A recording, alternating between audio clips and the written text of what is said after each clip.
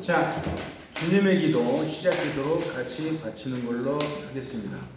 성부와 성자와 성령의 이름으로 아멘. 하늘에 계신 우리 아버지, 아버지의 이름이 거룩히 빛나시며 아버지의 나라가 오시며 아버지의 뜻이 하늘에서와 같이 땅에서도 이루어지소서. 오늘 저희에게 일용할 것을 주시고 저희의 잘못을 저희가 사하오니 저희 죄를 사하시고 저희를 유혹에 빠지지 않으시고 악에서 구하옵소서. 영광이 성부와 성자와 성령께 아멘. 성부와 성자와 성령의 이름으로 아멘. 먼저 시간에 모단대가 있습니다. 모단 구간이 있어요. 그게 뭐냐면 주님의 기도예요. 주님의 기도. 오늘은 십계명을 안 하겠습니다. 왜냐하면 제22과에 10계명이 자세히 나와 있으니까 오늘은 그걸 안 하고 주님의 기도를 하겠습니다. 주님의 기도는 7가지로 구성되어 있어요. 7가지 청원으로 되어 있죠. 앞에 3가지는 하느님께 영광을 드리는 것. 앞에 3개, 뒤에 4개 있는데 앞에 3개는 하느님께 영광을 드리는 것이고 뒤에 4개는 우리의 소망을 하느님께 말씀을 드려서 청하는 거예요. 그러니까 하느님께 드리는 것과 우리가 또 우리의 필요한 것을 이렇게 구하는 것, 이렇게 4가지로 나눠져 있습니다. 제일 처음에 주님의 기도, 제일 처음에 뭐가 나오죠? 주님의 기도 여기 알잖아요. 주님의 기도, 제일 처음에 하늘에 계신 우리 아버지잖아요. 아버지. 하늘 하게 되면은 이제 우리가 보통 하늘 꼭대기를 많이 생각하는데 실질적으로는 하늘 하게 되게 되면 내 옆에 있는 것도 하늘이에요. 하늘 자체가. 그러니까 하늘은 무엇을 뜻하냐면은 장소를 뜻하는 게 아닙니다. 장소를 뜻하는 게 하늘에 계신할 때 이 하늘은 장소를 뜻하는 것이 아니다. 그러면 뭘 뜻하느냐? 하느님을 믿는 사람들이 마음속으로 하느님의 현존을 기리고 하느님을 생각하는 그 마음 자체를 뜻하는 거예요. 마음 자체. 그러니까 물질적으로 장소가 아니에요. 장소가 우리 마음이라는 것이죠. 우리 마음. 그래서 내가 마음을 열고 하느님을 받아들이게 되면은 성령의 은혜로 내 안에 들어오는 거예요. 먼저 시간에 이야기했죠. 항아리 3개 중에 깨진 한 항아리, 물이 가득 찬 항아리, 빈 항아리 있잖아요. 물이 가득 찬 항아리는 들어와요, 못 들어와요? 못 들어오죠. 그런데 빈 항아리는 하느님의 은총이 들어오는 거예요. 그러니까 차곡차곡 쌓이는 거예요. 쌓여요. 그래서 하늘에 계신 우리 아버지는 하늘은 장소를 뜻하는 것이 아니고 우리 마음속에 있는 하느님의 현존을 이야기하는 것이다. 이걸 자꾸 느끼려고 해야 돼요. 성체조회 먼저 시간에 하셨죠? 35분까지 하셨나? 어쨌거나 성체조회를 하면서 거기에서 여러분들이 이제 자꾸 예수님을 만나려고 노력을 해야 되고 성체조회 장소가 어딘지 아시겠죠, 이제? 네. 그 장소에서만 하는 것이 성체조회는 아닙니다. 성체, 하느님의 몸, 하느님의 몸이 계시는 그 장소가 성체조회하는 장소예요. 성체조회 그 장소, 먼저 주의했던 그 장소는 좀 더 우리가 집중할 수 있게끔 만들어 놓는 그런 장소예요. 그러면은 성당 안에 들어가게 되면 제일 앞에 뭐가 있어요? 감실이 있잖아요. 감실. 제대 뒤에 네모나고 빨간 등이 켜져 있어. 빨간 등이 켜져 있다는 것은 그 안에 뭔가를 비추고 있다는 거예요. 육적으로, 눈으로 볼 수 있도록. 그러니까 그 안에 성체가 있습니다. 성체가 없을 때는 그 빨간 불이 꺼져. 그럼 빨간 불이 꺼졌다면 저 안에 성체가 없겠구나. 빨간 불이 켜져 있다. 저 안에 성체가 있겠구나. 그러면 성체가 있으니까 그 앞에서 기도 드리게 되면은 성체 조배가 되는 것이죠. 그런데 성체 조배실에서 기도하게 되면은 집중이 잘 돼요. 그리고 마음가짐이 틀려져. 성당 앞에서 하게 되면은 너무 떠들어. 집중이 안 돼. 시끄러워. 그리고 우리 성당은 이상하게 뭘 많이 읽어. 뭐 독서도 읽지, 뭣도 읽지, 뭣도 읽지. 아, 나 이거 마음에 안 드는데. 뭐 성당에서 한다고 그러니까 내 마음대로 하지 마시고 못 하잖아요. 조용히 묵상하는 거예요. 묵상하는 거. 그게 예수님께서 말씀을 하셨어요. 조용히 외딴 곳에서 나를 묵상하라. 하느님을 묵상하라. 이게 말씀하셨습니다. 조용하게. 어서 오세요. 네. 그러니까 우리가 성체 접의를 할 때는 하느님과 만나는데 제일 처음에 할 때는 뭘 해야 된다? 잘 모르잖아요. 모르니까 자기 생각을 해. 자기 과거부터 해가지고 쭉 한번 묵상을 해보는 거예요. 그 다음에는 뭐해? 하느님한테 물어봐. 그 대화죠, 대화. 그 다음에 이제 묵상 기도를 하는 거예요. 그 다음에 관상 기도를 하는데, 우리 지금 신부님이 관상 기도의 좋은 방법 중에 하나가 뭐다? 멍 때리기다. 이것도 하나의 방법 중에서 하나일 수도 있다. 이렇게 이야기를 했어요. 멍 때리는 게 관상 기도가 될 수는 없는데, 우리가 관상 기도까지 올라가기 너무 힘드니까, 그리고 잘 모르니까, 그냥 멍하니 하느님을 쳐다보면서, 성체를 쳐다보면서 기도하는 것도 하나의 관상 기도가 될 수도 있다. 이렇게 말씀하신 거예요. 우리한테 길을 제시시켜 주는 것이죠. 그래서 우리는 하느님을 주님의 기도를 통해서 만나려고 노력을 많이 해야 됩니다. 그렇다고 기도 드릴 때마다 막 이런 걸 다 묵상할 수는 없어. 그래서 주님의 기도는 이런 의미를 가지고 있구나. 첫 번째는 하늘에 계신 우리 아버지, 내 마음속에 하느님의 현존을 되새기는 것이다. 그 다음에 이것은 전체적으로 이야기하는 것이, 첫 번째는 뭐냐면 청원의 첫 번째, 아버지 이름이 거룩히 빛나시며, 주님의 기도에서는 몇 가지 청원이 있다고 해서 하느님 위해서는 세 가지, 인간을 위해서는 몇 가지, 네 가지 청원을 있다고 이야기를 했습니다. 그래서 아버지 이름이 거룩히 빛나시면, 거룩한다는 것은 인간이 거룩해질 수는 없는 것이요. 예수님 외에는 거룩해질 수가 없어요. 그래서 이것은 신의 영역이라고 이야기를 합니다. 거룩해지려고 우리는 노력할 따름이고, 거룩하다는 것, 거룩함이라는 것은 뭐다? 신의 영역이다. 예수님 외에 이렇게 그런 이야기를 쓸 수가 없다. 그래서 이 거룩함을 통해서 모든 이에게 하느님의 뜻이 나타나게 만든다는 것. 그래서 우리는 하느님의 계획에 대해서 협조해야 돼요. 협력해야 돼요. 어떻게? 이제 예를 들어가지고 뭐 불이웃 돕기를 한다든지, 아니면은 기도를 열심히 한다든지, 아니면 뭐 내가 사회 봉사를 한다든지. 지금 사회 봉사하는 사람들이 꽤나 많아요. 글로라 자매님도 봉사하죠? 어디죠? 거기 가가지고 봉사를 합니다. 노인복지센터. 참 엄청난 기억력이네. 노인복지센터에서 봉사를 하고 있어요. 그런 봉사들을 많이 한다. 시간이 되시게 되면 봉사 좀 하세요. 봉사하게 되면 힘들어요? 안 들어요?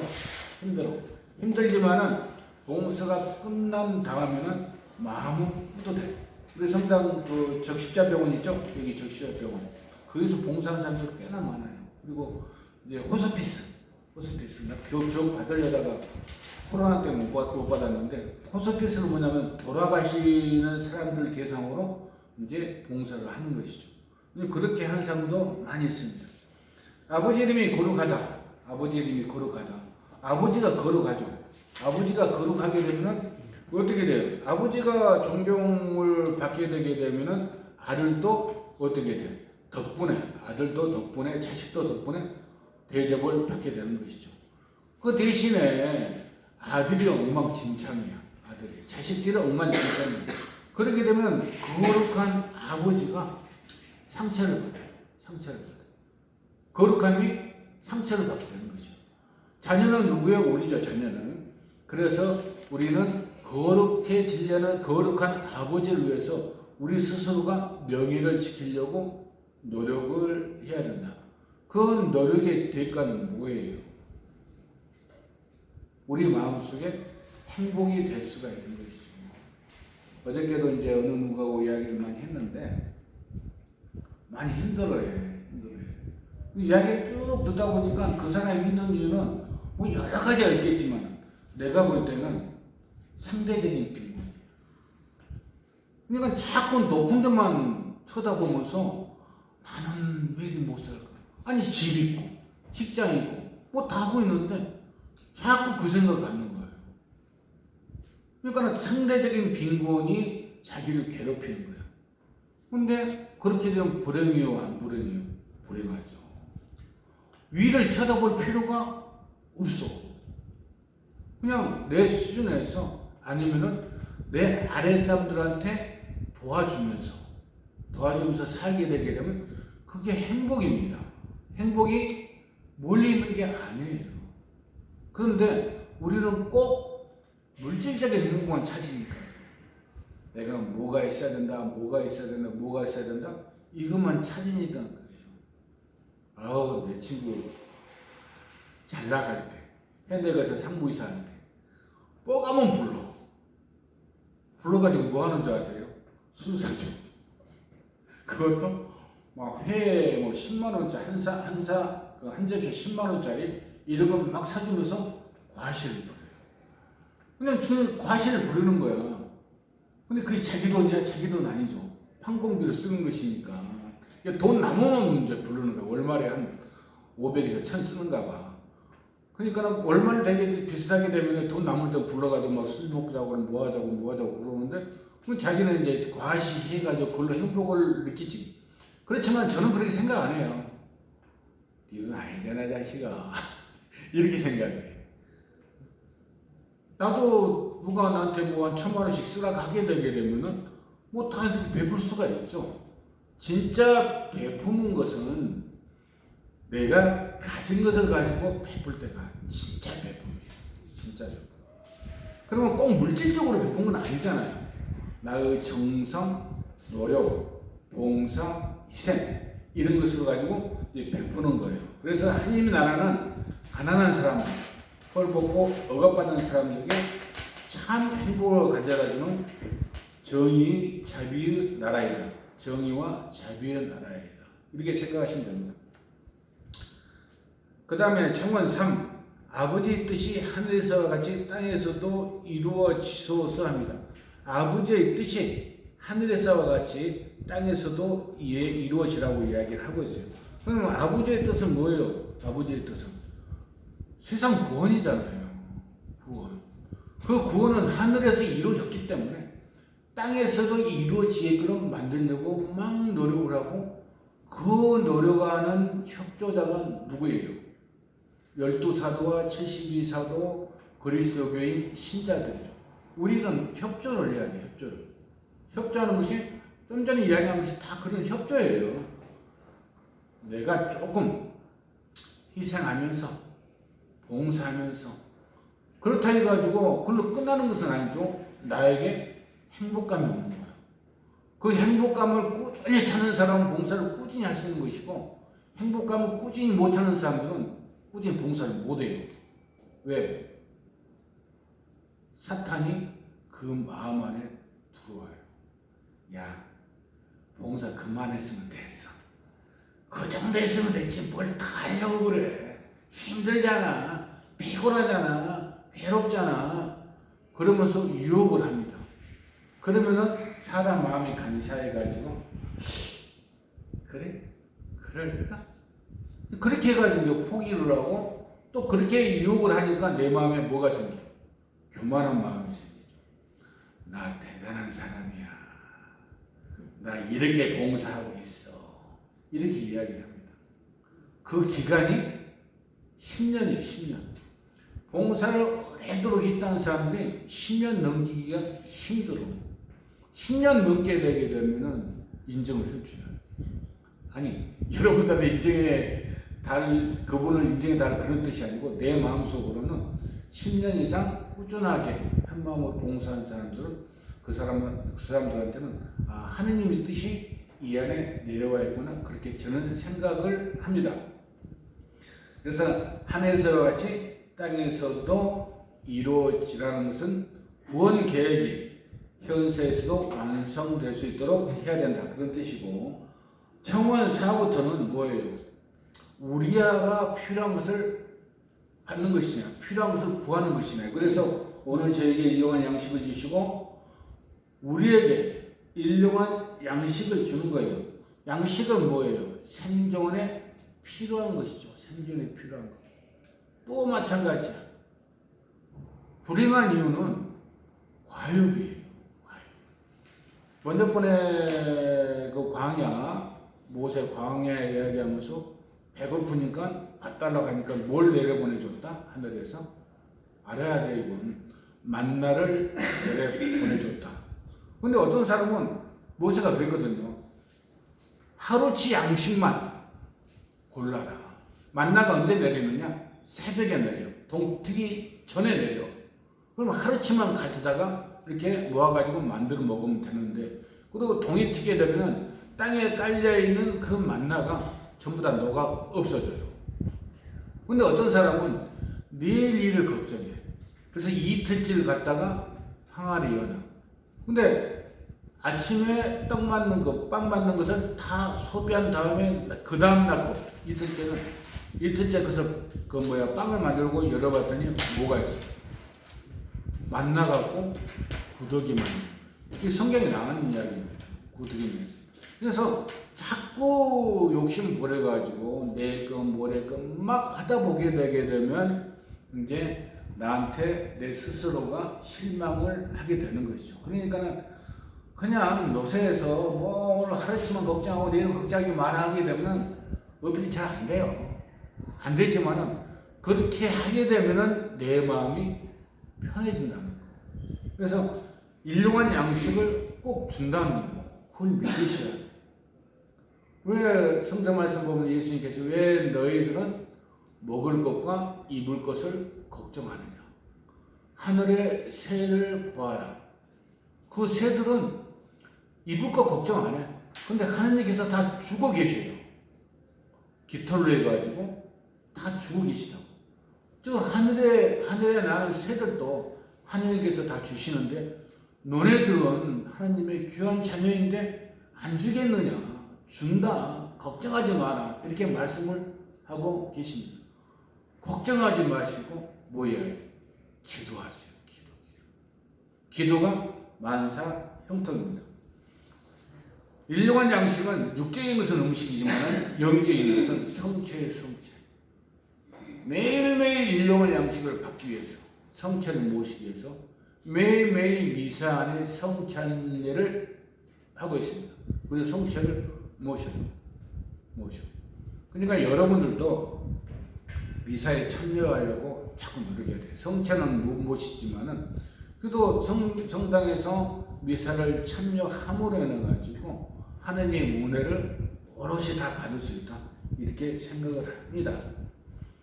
나만의 것을 양식을 찾으면 안 되고 모든 사람의 양식을 같이 찾아야 된다.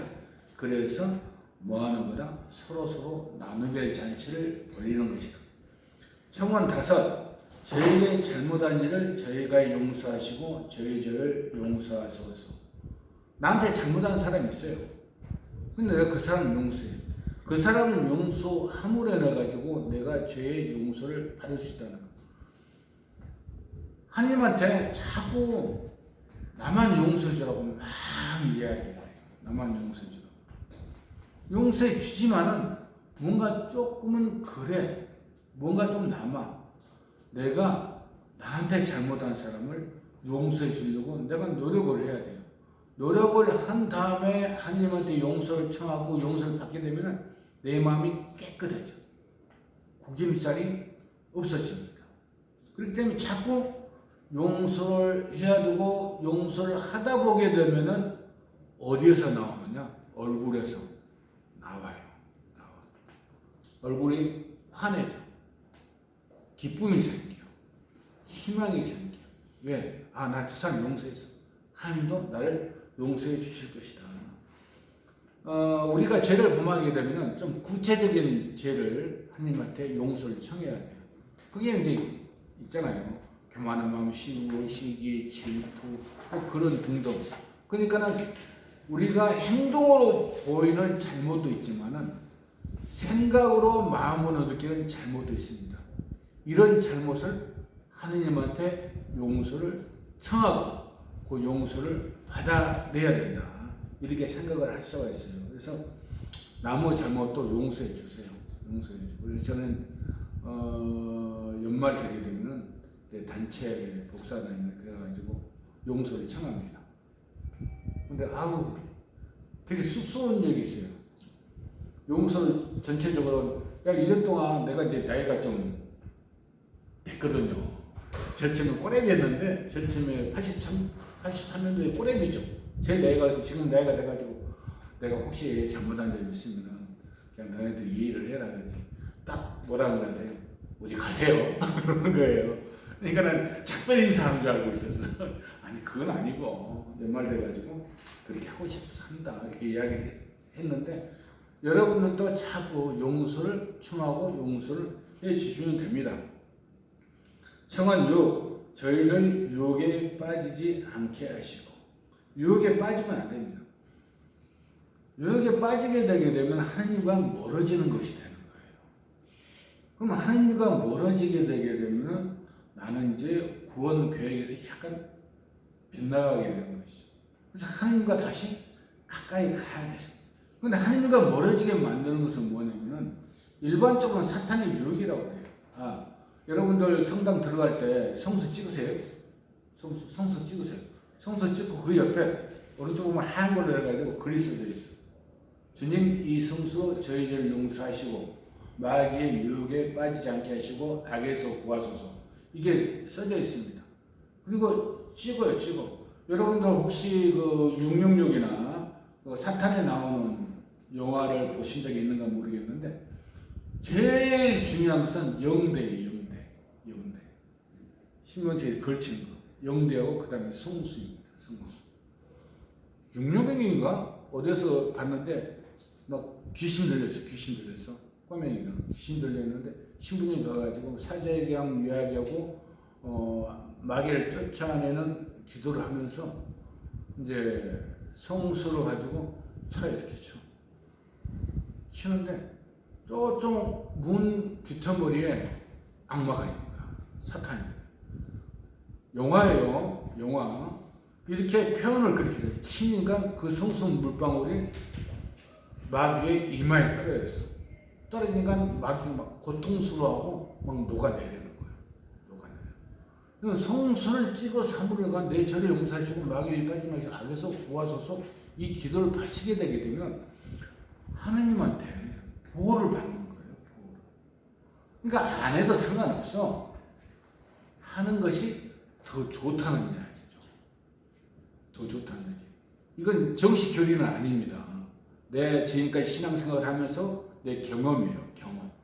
경험이기 때문에 나는 성수를 굉장히 중요히 생각하고 우리 집에 가게 되면 성수통이 있습니다. 부기가 있어. 요새는 신식이야. 너무 신식이야. 옛날에는 이렇게 뿌렸거든요. 이렇게 물 뿌렸는데 지금은 스프레이로 돼 있어. 이 스프레이 뿌리는 게 나온 게 있더라고. 그래서 그것도 신기해서 샀죠. 그거 뿌려봤는데 아이 옛날 맛이 안 나. 그래서 이렇게 합니다. 근데 집에서 들어갈 때 기분이 좀 안 좋다든지 뭐가 좀 이렇게 있다든지 깔짝지근한 게 있다든지 하게 되면은 성수를 뿌리세요. 각 방에다도 뿌리고 창고에다도 뿌리고 뭐 화장실에도 뿌리는 거야 되나 친다고 해야 되나. 그래서 주물감 외우면서 사도신 외우면서 이렇게 치세요. 그러면 도움을 받는다니까 하나님한테. 좀 미신적인 이야기라고 생각할 수 있지만은 미신적인 이야기라고 생각하지 마시고 성수를 왜 만들어놨겠어요? 우리한테 도움을 되라고 성수를 만들어 놓은 것이죠. 미신적인 이야기라고만 치부하지 말고 한번 해봐라. 이게 교회법은 아닙니다. 내가 경험해서 나온 이야기죠. 그래서 하느님과 멀어지지 않게 해야 된다. 근데 그 유혹이라는 것은 참 사람의 힘으로 감당하기 힘들어요. 그러니까 유혹에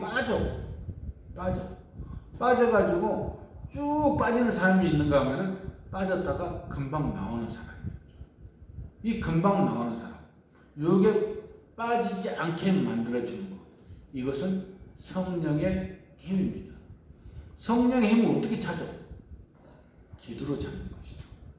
가장 기본이 기도이기 때문에 기도로 성령의 힘을 찾아야 됩니다. 성서에 보게 되면은 유다의 은전 30일, 베드로의 3번 예수님의 배반이 있습니다. 유다가 예수님을 팔아먹어요. 그래서 예수님이 잡혀가게 되고 이제 돌아가시게 되죠. 여러 가지 이야기가 많이 있습니다. 그 내용 안에. 큐사로 같은 데 보게 되면 또 다른 내용이 있는데, 그냥 교회에서 이야기하는 것은 유다는 사탄의 유혹에 빠져서 예수님을 팔아먹는다. 이게 교회의 정통이에요. 그리고 돈을 받아. 로마 군대한테. 얼마 받냐? 은전 30리. 은전 30림을 받습니다.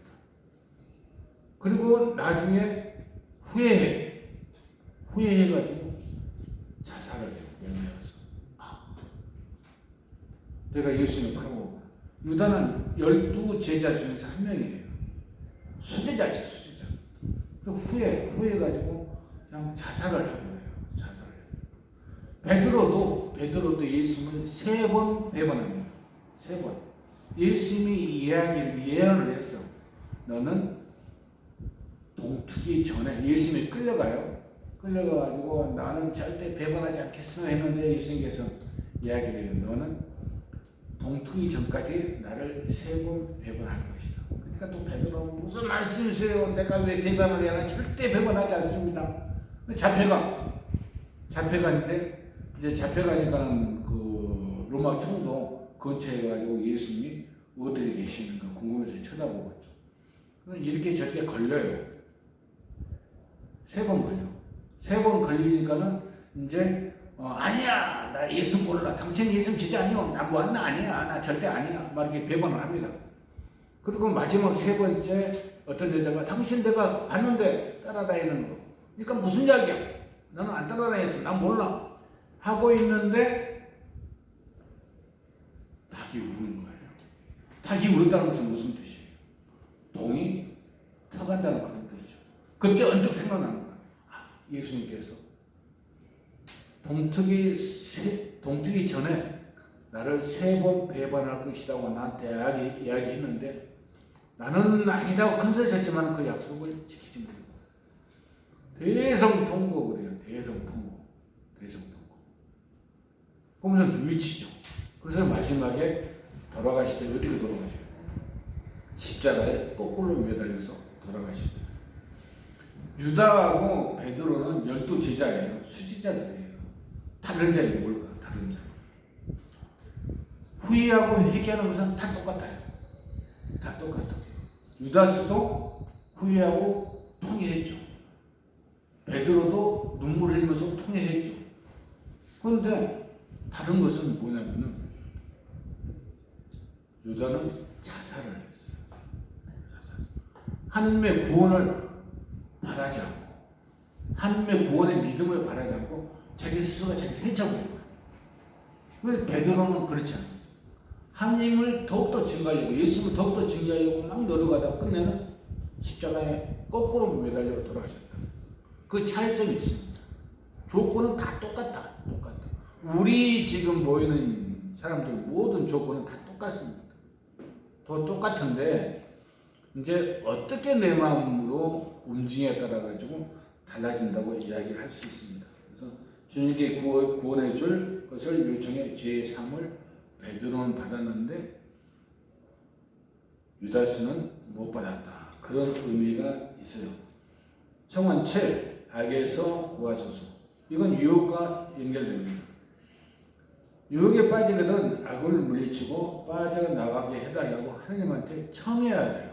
청해야 돼요. 유다는 자기 스스로가 이겨내려고 노력을 했어. 그리고 그걸 감당을 못하고 자살해버렸잖아요.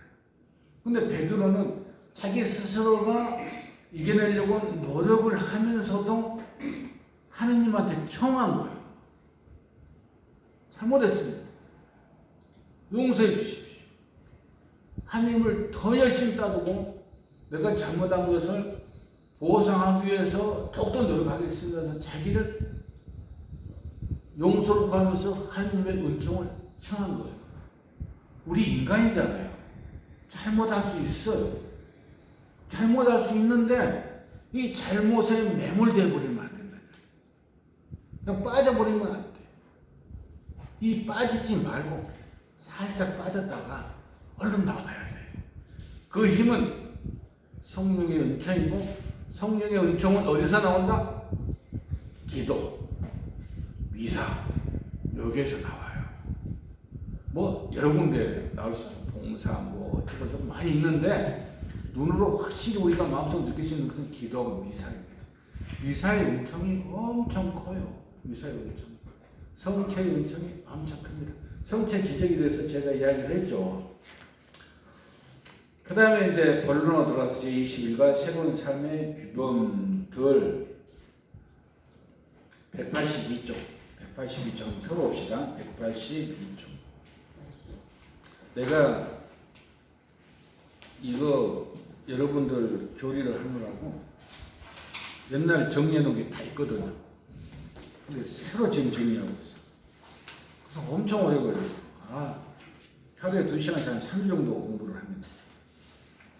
그러니까 여러분들도 조금 열심히 참석하고 나와줘야 돼. 결석하지 말고. 182쪽 읽어보라고 써져 있어요. 지금 책에 그 공책에 보니까. 여기 보게 되면은 들어봅시다. 어떤 사람이 예수님께 다가와. 한번 같이 읽어보겠습니다. 시작. 어떤 사람이 예수님께 다가와 스승님, 제가 영원한 생명을 얻으려면 무슨 선한 일을 해야 합니까? 하고 물었다. 크게.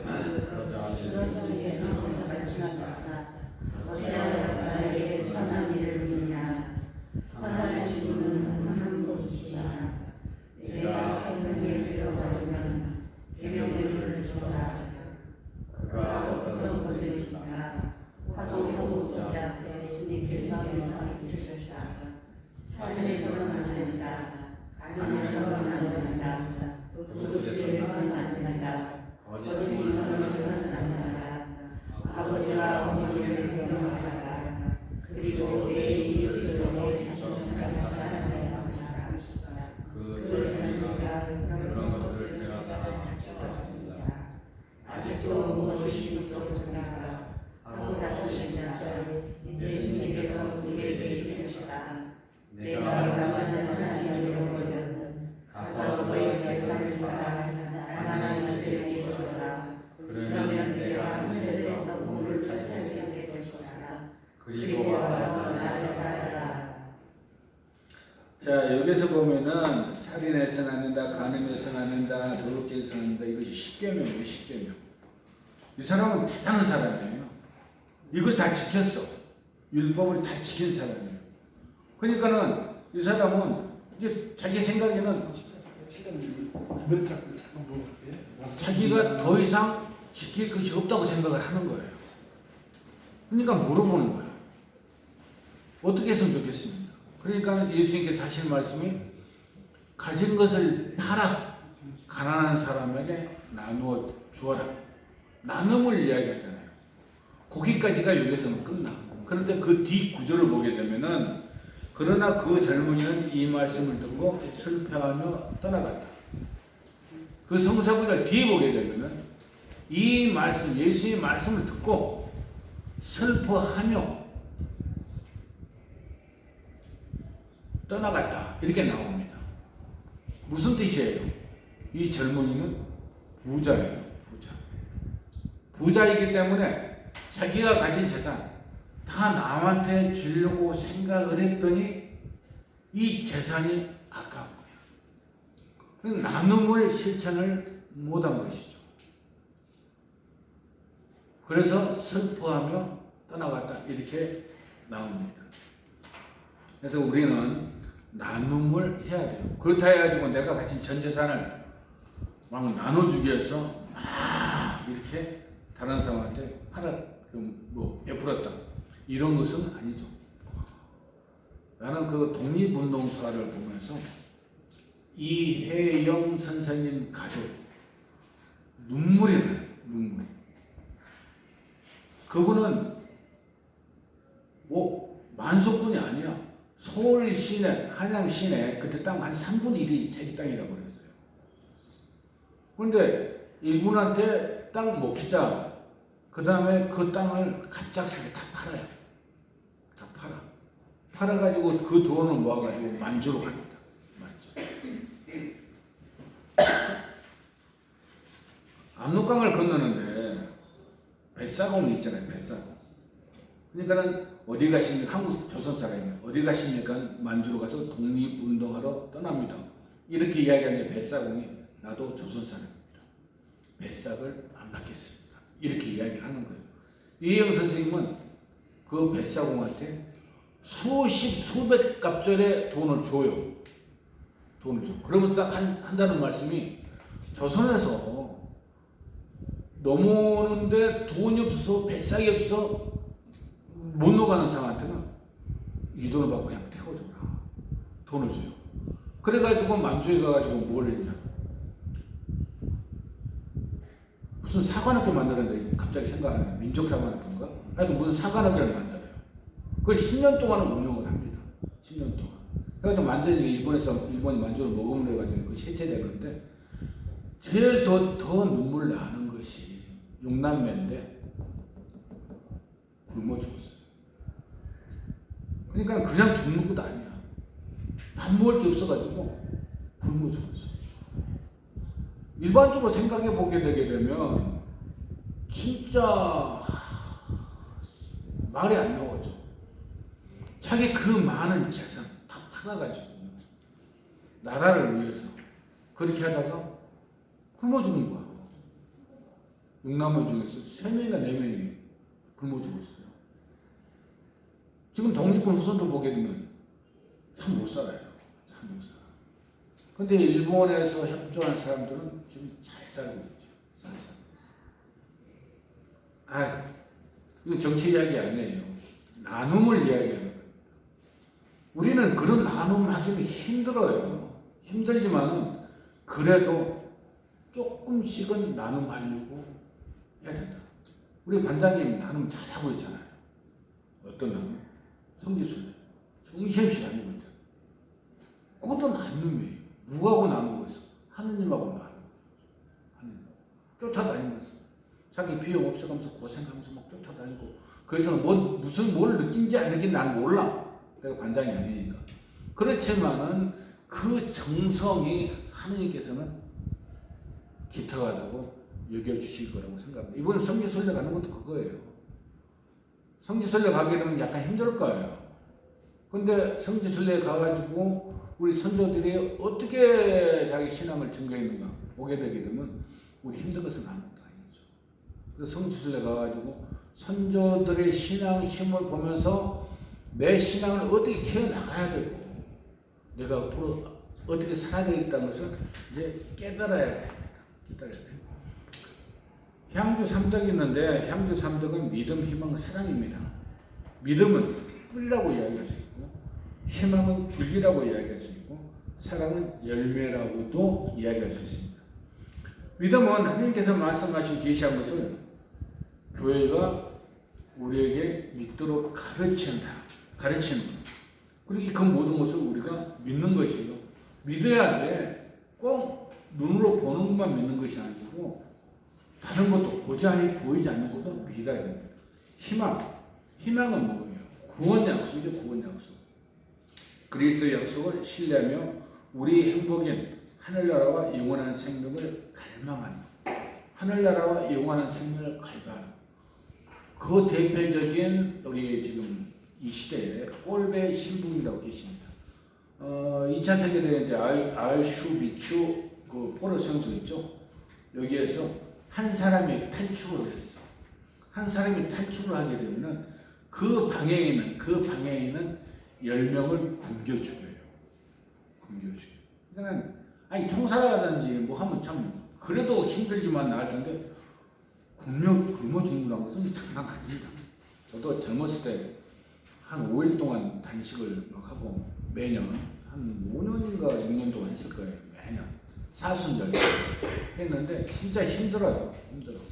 한 3일 동안 제일 힘듭니다. 3일 넘어가게 되면 그때는 좀 이 머릿속에서 음식이 떨어지거든요. 근데 굶어 죽여.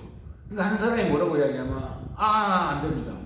내가 그 사람 때문에 내가 들어가서 굶어 죽어야 됩니까? 난 집에 가게 되면 엄마, 아들, 와이프 다 있는데 내가 여기서 죽으면 어떡합니까? 하면 정말 울부짖어요. 울부짖을 때 꼴배신 이모님이 손을 들어. 저 사람 대신에 내가 대신 들어가겠습니다. 나는 천주교 신부입니다. 교체해줬어요. 그 꼴배신이 그 안에 들어가서 굶어 죽었어요. 그게 진짜로 나는 거죠. 나는. 뭘 나눴어요? 생명을 나눴잖아요. 생명을. 내가 대신 그 사람 대신에 죽었다는 거. 그리고 우리는 그런 걸 생각을 해야 됩니다. 사랑 마지막에 하나님과 이웃을 그 무엇보다도 더 사랑해야 된다는 것. 하나님 사랑과 이웃 사랑을 해야 된다는 것이죠.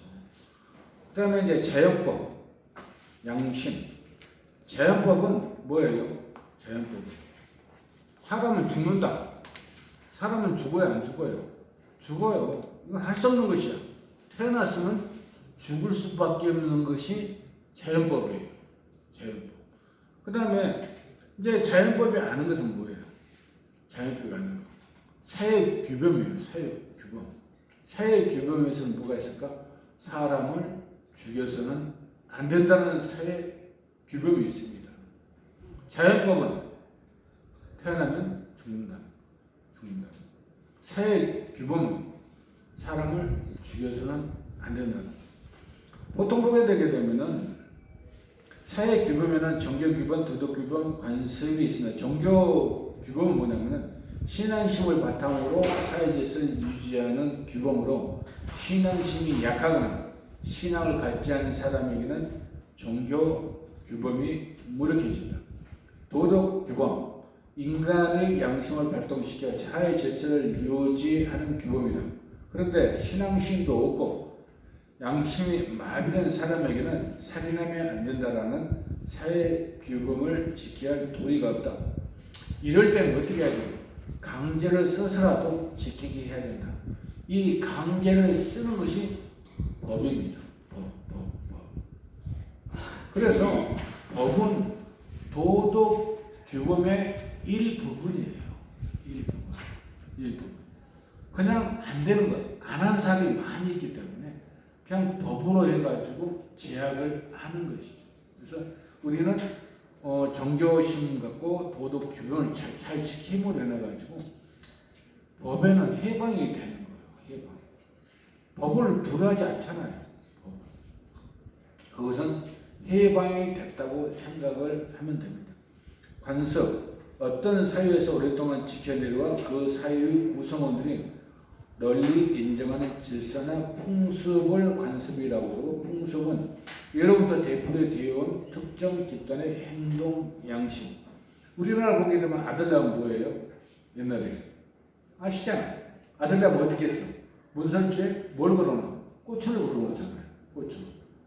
이게 풍습이에요. 풍습. 안 걸어놨다 해가지고 뭐 무슨 일이 생겨요? 안 생기잖아. 이건 풍습이에요. 명절 때 이제 죽기 살기로 어디를 가? 고향 찾아가잖아요. 지금은 그게 많이 없어졌는데 고향 찾아가요. 중국은 쌍십절인가? 뭐 그때 어디를 가요? 고향을 가는데 몇 명에 따라 몇 명이? 3억 명이 있잖아. 3억 명. 근데 고향에 가는데 며칠 걸려. 왔다 갔다 보름 걸려요. 그러면서 고향에 버스, 기차가 없게 되게 되면은 오토바이 타고, 막 기차 천장이 타고, 막 그렇게 고향을 간대요. 정생미 자매님, 이제, 애기 시험 보잖아. 기도 좀 해주세요. 기도 좀. 시험 볼 때 우리는 뭘 해? 학교 가가지고 찰떡 붙이잖아. 연 붙이고. 근데 요새는 잘 안 붙이는 것 같더라고. 연모가라 해가지고. 미역국 주면 안 됩니다. 미역국. 미끄러진다고. 이런 게 관습이에요, 관습. 진짜 그대로 되는 건 아니야. 아닌데 이런 것이 관습입니다. 그래서 풍습이니까 우리가 잘 생각을 해야 돼요. 잘 생각을 해야 돼요. 십계명은 황금률이 황금률이 굉장히 중요해요. 십계명은 나중에 하는 걸로 하겠습니다. 황금률 마태복음 7장 12절 남이 너에게 해주기를 바라는 그대로 너희도 남에게 해주라. 이것이 율법과 예언서의 정신이다. 황금률을 하게 되게 되면 성녀가 될 수밖에 없어요. 왜? 저 사람이 내가 저 사람한테 뭘 부탁하고 싶어. 그러면은 그 부탁하는 것을 곰곰이 생각해야 돼. 내가 사람 부탁할 것이 아니고 저 사람이 나한테 부탁한 것을 내가 먼저 해줘야 되겠구나 생각을 합니다. 어떤 사람이 나한테 오리를 가자고 이야기를 나와 같이 오리 정도 옛날이니까 이제 걸어다니니까 값이 가게 되면은 예수님께서 오리도 아니고 십리까지 가져오라 이렇게 이야기를 합니다. 길 오리라는 것은 몇 킬로예요? 몇 킬로? 2킬로. 십리가 아마 4킬로일 거예요. 그러니까는 오리는 무슨 뜻이냐면은 우리는 의무적인 삶이에요. 의무적으로 성당을 왔다 갔다 하는 것이 의무적으로. 오리의 뜻은 그겁니다. 실질적으로 오리가 십리가 이것이 아니고 왔다 갔다 하는 거. 십리는 뭐예요? 십리는 내 자발적, 좋아서, 즐거워서 하는 것이 십리입니다. 그것은 어디에서 결정해요? 내 마음에서 결정하는 거예요. 여러분들이 교리 나올 때, 나오기 싫어. 그래요. 그럴 수 있어요. 근데 그것을 이겨내고, 그건 우리의 삶이에요. 심리의 삶은 뭐냐면, 그것을 이겨내고, 가가지고 좋은 말 듣고, 미사 드리자. 미사 드려가지고 은총을 받자. 이게 심리적인 삶입니다. 내가 자발적으로 하는 것이 심리적인 삶이에요. 오리적인 삶은 편해, 쉬워, 게을러져요. 옛날 교리할 때는 지금은 좀 틀리지만 옛날에는 무슨 유형이 많았느냐? 여자분들은 연속극.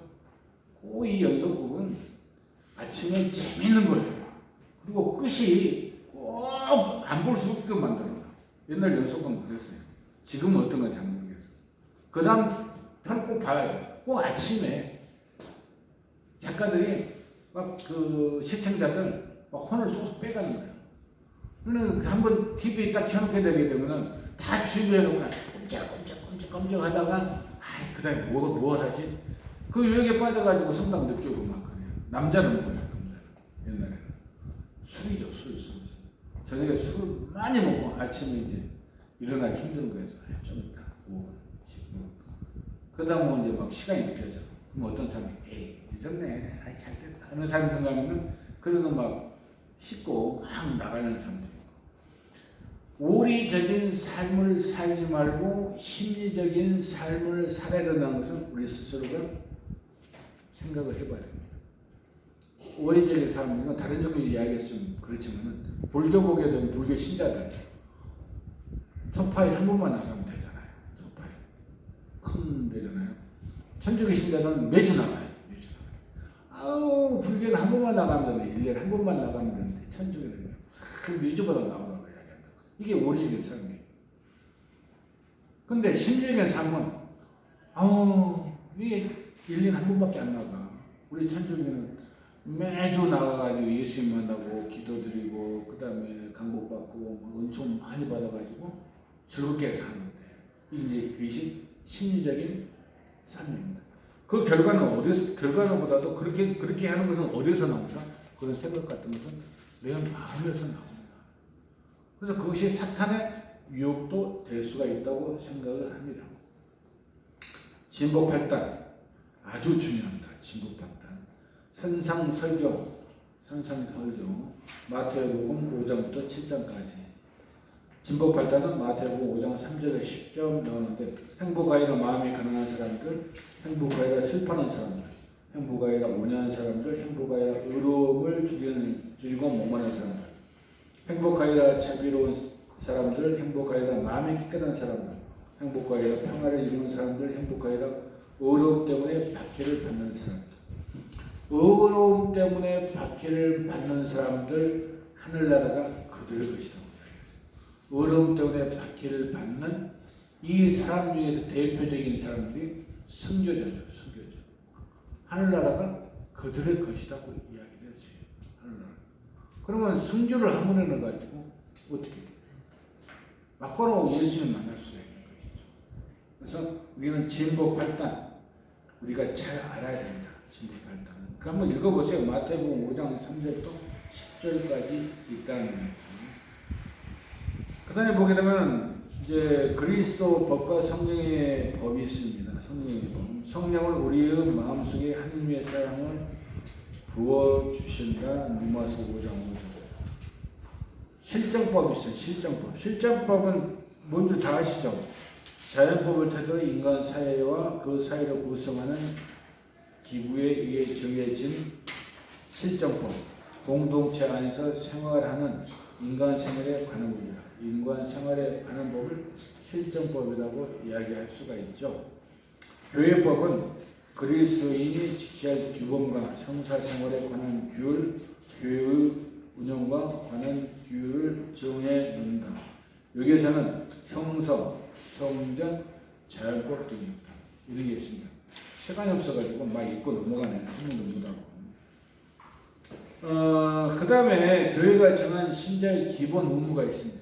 기본 의무. 첫째, 주일과 의무 주일에 미사에 참여해야 한다. 둘째, 적어도 1년에 한 번은 교회 성사를 받아야 한다. 셋째, 적어도 1년에 한 번 부활식에 성체를 모셔야 한다. 넷째, 교회가 정한 날 단식제와 금욕제를 지켜야 한다. 금욕제는 매주 금요일날 지키는 것. 매주 금요일날 고기를 안 먹는 것이죠. 이것이 금욕제입니다. 되게 힘들어요. 금욕제 지키기가. 그런데 이제 옛날하고 틀려가지고 요새는 행사라든지 회식이라든지 이럴 때는 관면을 받아요. 원래 심지어 관면을 해줘야 되는 건데 그렇지 않고 그냥 관면을 받아 생각하고 이제 고기를 안 먹는다. 금욕제는 매주 금요일날 고기를 안 먹는 것은 집에서 해 먹을 때 될 수 있으면은 고기를 안 먹는 것이 좋겠다. 그런 이야기를 하는 것이죠. 단식제. 단식은 뭐 하는 것인지 아시죠? 단식. 이것은 언제냐면은 제일 수요일과 성금요일. 제일 수요일과 성금요일. 그 대신에 노약자, 환자, 임신부, 모유를 주는 엄마, 중노동자, 60세인가 65세 이상의 어르신들 이분들은 단식제가 면제가 됩니다. 면제가 돼요. 그렇게 아시면 돼요. 다섯 번째는 교회의 유지, 교무금을 분담해야 된다. 여섯째, 교회가 정한 혼인법을 지켜야 된다. 이 혼인법을 지킨다는 것이 옛날에는 어려웠는데 지금은 거의 안 어려워요. 내가 혼자 됐다. 이혼했다, 사별했다, 혼자 됐다 하잖아요. 그러면 그대로 생활하시면 돼. 그대로. 재혼을 해야 되겠다. 그럴 때는 이제 교회법이 적용이 돼가지고 그 인천교구 가서 이제 법적인 절차를 받는데 옛날에는 그 법적인 절차가 굉장히 복잡했습니다. 근데 지금은 굉장히 또 좋아졌어. 바와도 특정과 배도 특정을 이용해가지고 그 법을 많이 사해주게 됩니다. 옛날에는 혼인법이 되게 무서웠어. 힘들었어. 근데 지금은 안 그래요. 지금 신자들한테 굉장히 많은 편리를 주는 것이죠. 혼자 살게 되게 되면 그런 제재의 법을 안 받아요. 성체 모시고 뭐 최승사 다 할 수 있고 그게 다 됩니다. 다 돼요. 우리 딸들은 큰일이야. 결혼 안 한다 해가지고. 머리 아픕니다. 그래서 이제 6가지 기본 의무가 있습니다. 이렇게 해가지고 오늘 교리를 마치는 걸로 하겠습니다. 자, 주님의 기도 마치고 끝내겠습니다. 성부와 성자와 성령의 이름으로 아멘. 하늘에 계신 우리 아버지의 이름이 거룩히 빛나시며 아버지의 나라가 오시며 아버지의 뜻이 하늘에서 같이 땅에서도 이루어지소서.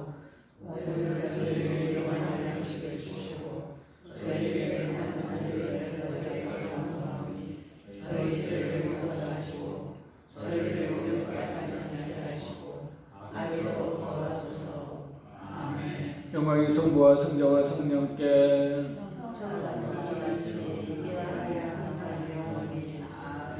성부와 성자와 성령의 이름으로 아멘. 박수.